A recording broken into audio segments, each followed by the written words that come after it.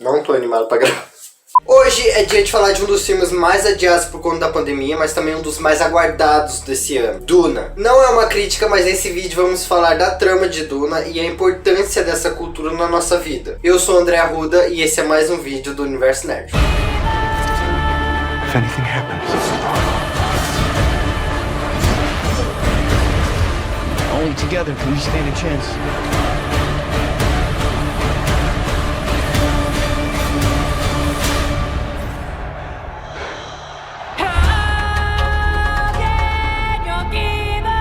O que eu vou falar aqui, acreditem com convicção, porque eu li Duna, vi filmes, entrevistas e talvez eu seja um pouco obcecado por essa franquia. Pra começar, Duna é a história de um planeta, um Messias e um povo, mas também é a história de um garoto chamado Paul Atreides, herdeiro da mesma casa que seu nome. Duna é muito mais do que uma ficção científica. Nesse universo, eles têm nobres, imperadores, casas e até mesmo todo um sistema feudal. Isso tudo interplanetário. Eu tô falando a cada ponto final, porque senão eu vou me perder pra caramba. A família Atreides possui como duque Leto Atreides, que é pai de Paul, que também é duque do planeta chamado Caladan. E é aqui que nossa história começa, com a transferência de Leto para um outro planeta chamado Arrakis, planeta hostil, árido e mais conhecido como Duna. Primeiro temos que saber que nesse planeta a água é um dos objetos mais escassos que existem. Os Fremen, população nativa de Duna, precisam usar de todos os meios para conter água em seu corpo. E eu tô falando de uniformes, armaduras que usam de tudo, a sua respiração, o seu suor e até as suas necessidades. É interessante a gente ver como Frank Herbert, o autor de Duna, utiliza da água e fala dela como um dos objetos mais importantes nessa obra. Mas também, em paralelo, a gente vê que é um dos meios que a gente mais gasta sem se preocupar. Continuando a falar do planeta, Duna possui tempestades de areias e ventos que chegam a centenas de quilômetros por hora. E para finalizar, existem um dos seres mais conhecidos, talvez mais famosos de Duna, os vermes de areia. Criaturas gigantescas que devoram tudo que se mexe nos grandes desertos do planeta. Com tantos malefícios assim, é desconsiderar que Leto Atreides, ele se deu mal a ser transferido para esse planeta, certo? Errado. Bom, mais ou menos, na verdade. Arrakis também é lar único de uma substância muito importante para movimentar a economia interplanetária, o melange, também conhecido como especiaria.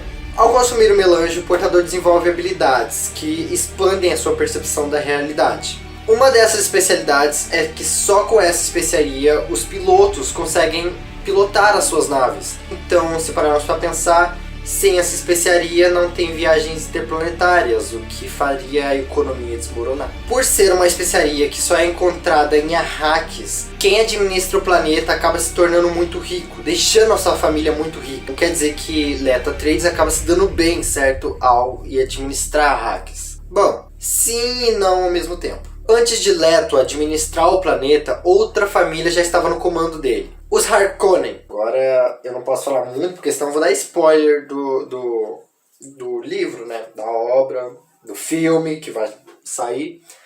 E eu não quero fazer isso. É óbvio que Leto imaginaria que aquilo poderia ser uma armadilha, pois os Harkonnen era inimigo da família Atreides. E mesmo assim, Leto ainda insiste em visitar o planeta. E daqui em diante eu não vou contar mais, porque eu posso dar spoilers. Mais uma vez eu chamo a atenção para o que Herbert queria construir nessa história. Duna é uma obra cheia de política, culturas diferentes e um universo vastamente rico. Mas com tantas informações, vocês acabam me perguntando: André, esse livro ele é cansativo de se ler? Sim e não. Esse talvez vai ser o vídeo com mais incertezas do mundo. O livro ele tem glossários, mapas e tudo para sanar as suas dúvidas. O primeiro capítulo talvez seja o mais assustador. Para quem esteja chegando na obra agora, conhecendo esse universo, fique um pouco surpreso com tantos nomes que não estão no nosso vocabulário e acaba sendo confuso. Ninguém é obrigado a saber o que é Kwisatz Haderach ou quem são Bene Gesserit. Contudo, é possível entender e acompanhar a leitura dependendo do contexto dela. Então, simplesmente vai lendo tranquilo aí e mergulha na história, beleza? No começo, eu disse que Duna era a história de um planeta, um Messias e um povo. Porque tudo aqui faz que o texto pareça um pouco místico, uma escrita sagrada. O que ajuda a dar essa sensação é principalmente pelas citações que há no começo de cada capítulo. sempre em nome de Muad'Dib, um profeta, uma figura de certa forma religiosa que carrega o peso de ter mudado muita coisa no universo, e por isso ele tem várias escrituras no nome dele e até mesmo vários estudos. Isso impacta muito na história. Por ser um ser religioso, suas citações acabam prevendo o destino do universo. Isso é muito comum nas religiões. Ninguém reclama de Jesus ter morrido antes de começar a ler a Bíblia, como se fosse um spoiler. Não querendo comparar Duna com uma religião. É só um exemplo, calma aí. Em geral, todos em Duna têm a aparência de ser mais do que aquilo que eles prometem ser. Principalmente Poe. O garoto ainda jovem recebeu treinamento de batalha de um dos soldados mais fortes que ele tinha. E ainda tem a capacidade de prever possibilidades do futuro, tipo o filme Premonição. Enquanto isso, ele tem que seguir a sua vida e ainda assim evitar que aqueles possíveis futuros aconteçam para que assim ele continue vivo. É tipo Visões da Raven com Premonição, Duna. Além disso, Poe tem a capacidade de se tornar um Mentat. O que é isso? Geralmente Mentats são aqueles que substituem computadores. Eles têm a capacidade de pensar muito além, inclusive eles são inseridos em estratégias de batalhas. Eles que pensam em tudo ali. Ele também teve treinamento de uma Bene Gesserit, uma ordem composta só por mulheres que podem fazer várias loucuras assim com a mente, sabe? É uma bruxaria só. Essas mulheres são muito influentes e elas têm cargos na política que são tão importantes ao ponto de mudar a história. Geralmente elas são colocadas como esposas das casas nobres, assim como a mãe de Poe, Lady Jessica. É Jessica, eu falo Jessica, porque Jessica é mais interessante. Nessa cultura, elas passam o conhecimento de aprendiz para aprendiz, deixando claro que suas progenitoras só podem ser mulheres. Mas isso não aconteceu com Jessica. Ela tem Poe e de certa forma acabou contrariando as regras. A gente vai pensar tipo, como é que ela vai ter só mulher? E o que acontece se ela tiver um homem? Eles matam? O que acontece? Na verdade, as Bene Gesserits, elas têm uma capacidade tão influente com a mente delas que elas conseguem meio que modificar o gene ali, uma parada toda top no DNA, que acaba selecionando o gênero feminino sempre, entendeu? No caso de Jessica, não deu certo isso. Mas aí você tem que ler pra saber mais da história. Falando de outros personagens, nós vamos falar dos Fremen agora, a população nativa de Duna, que eu já tinha mencionado lá no começo. Além deles já viverem num planeta extremamente árido, eles têm que aguentar sempre colonizadores invadindo. A gente da América sabe como é isso. Acho um pouco óbvio que esse povo acaba sendo uma pedra no sapato de qualquer casa nobre que tenta invadir Arrakis. Sua cultura é das mais diferentes de qualquer outro livro, ou até mesmo da nossa própria cultura. A água, de novo, como eu havia mencionado, é um dos objetos mais escassos do planeta, então toda a sua cultura acaba girando em torno desse meio. Para vocês terem noção, quando o Fremen morre, eles têm um lema de que a água não pertence a você. O seu corpo pertence, mas a água pertence à sociedade ali. Então por isso eles extraem toda a água do cadáver, deixando ele seco e, posterior disso, eles enterram e cultura que segue. Para os Fremen, chorar é o ato mais simbólico que você pode fazer em devoção a outra pessoa. Isso porque você está meio que doando a sua água para essa pessoa.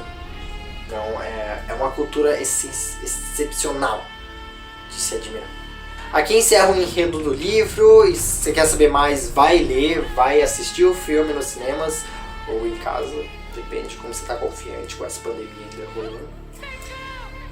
E vamos lá para outro assunto aqui agora. Eu tenho quase certeza que de muitos fatos, de muitas coisas que eu citei aqui desse livro, você sentiu referências a outras séries, outros filmes, e isso tudo não é em vão. Duna foi modelo para muitas outras obras que nós apreciamos hoje em dia. Com a publicação de Duna em 1965, tudo do universo geek, nerd, pop que vem depois disso, acabaram que se banharam na fonte de areia deste livro. Uma das obras mais óbvias de usar Duna como ponto de partida é ela mesma, Star Wars. E isso é nítido, pensem só comigo. Tatooine, um planeta desértico com fazendas de umidade, com um povo de areia, e agora com a série The Mandalorian vemos que o que parece ser uma enorme serpente do deserto existe lá, além também do Sarlacc que aparece na primeira trilogia. Tem muito mais coisas também, além de compararem as Bene Gesserit com os próprios Jedi e muitas coisas.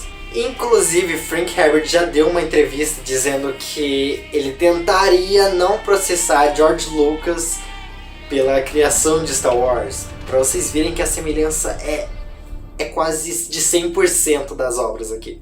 Mas não é só Guerra nas Estrelas que usa de Duna.